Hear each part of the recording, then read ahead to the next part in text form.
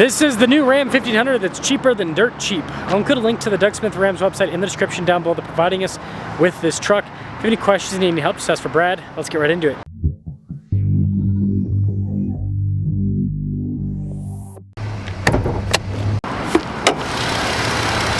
Under the hood is a 3.6 liter V6 that goes through an 8-speed automatic. Fuel economy is 19 around town, 24 on the highway, with power outputs being 305 horsepower and then 269 pound-feet of torque. If you're looking for more straight to the point reviews like this, make sure you subscribe.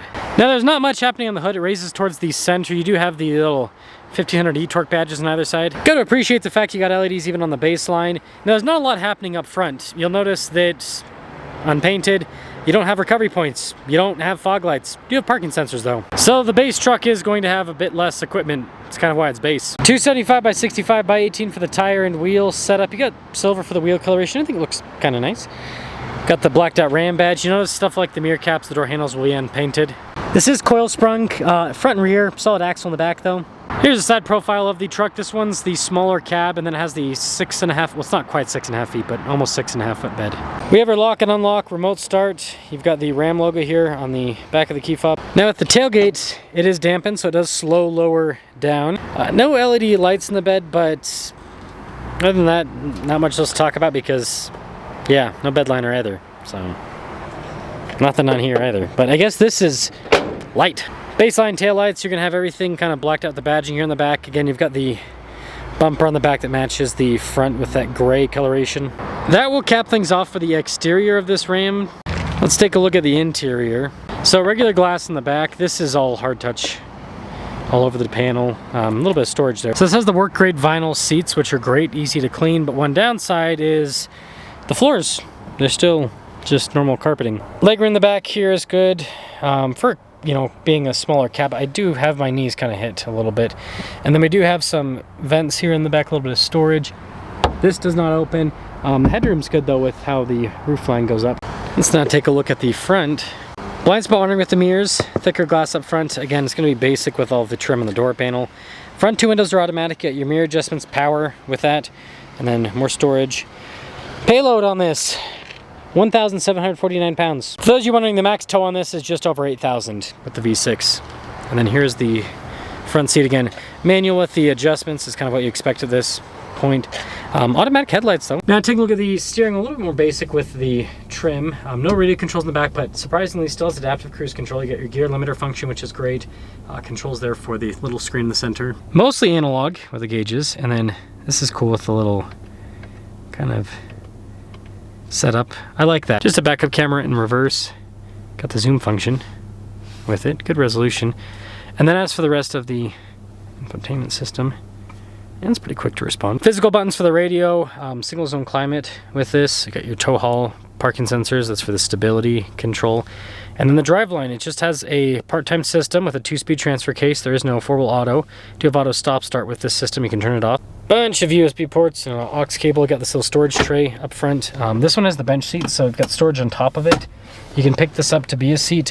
There is no storage on the bottom section of the seat, but it's still pretty practical. There is storage above the glove box.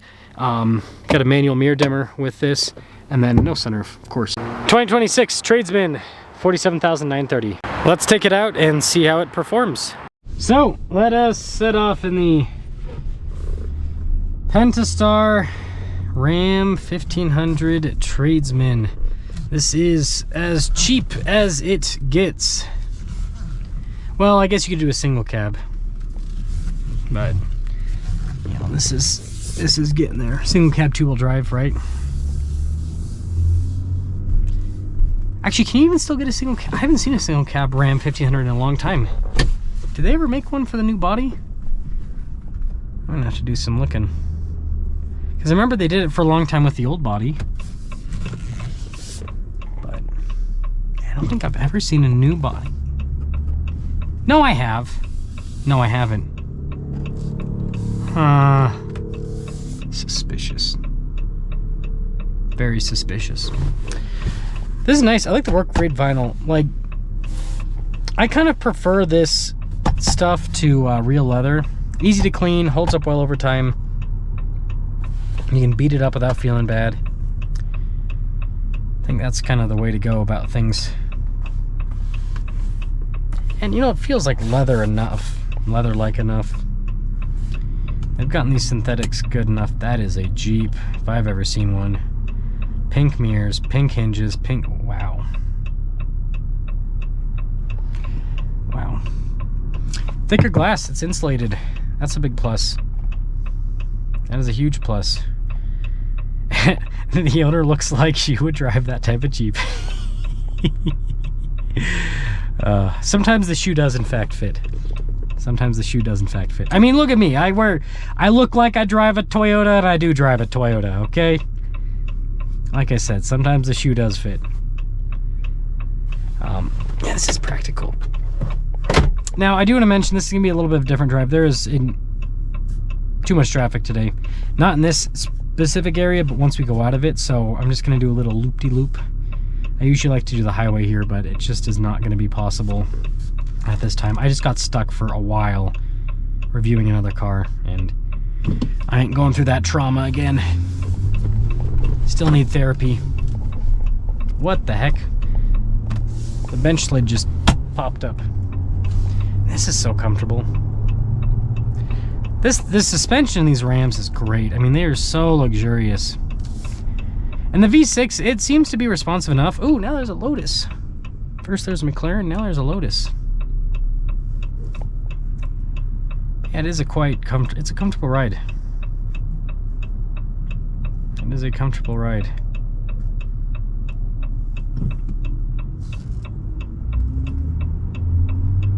And the 8-speed's good too. Seems like it just puts it right where you need it to be.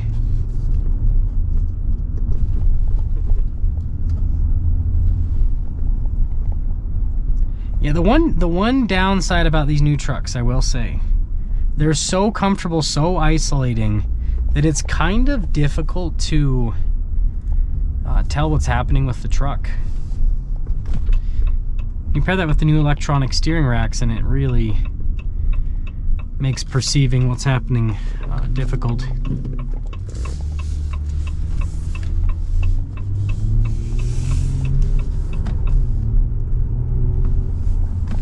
It's smooth though.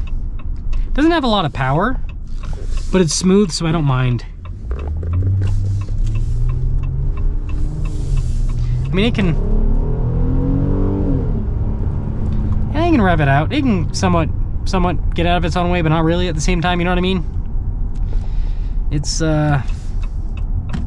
just enough. Just enough. Did we get lucky for once in my life? Yes! I don't have to sit at this horrible light for 10 years. Sometimes life is good. So, that's a Tradesman with a 3.6 V6. I'd rather have the Hurricane. I'd rather have the Hurricane. But if you're anti-turbo, then this is a nice engine. And you know, you always got to remember, naturally aspirated engines typically are going to be just more reliable. Right, turbos always put more pressure on things, so.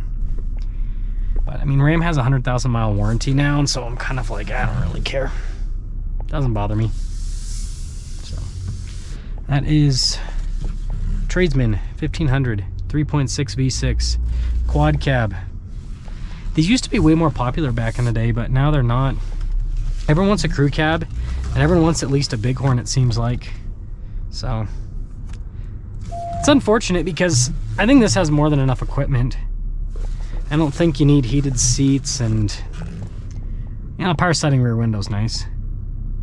They did decontent the Tradesman a little bit, because I remember they had a few more options back in the day, and they have a little bit less now. So that is going to make it a little bit less appealing. So that's all.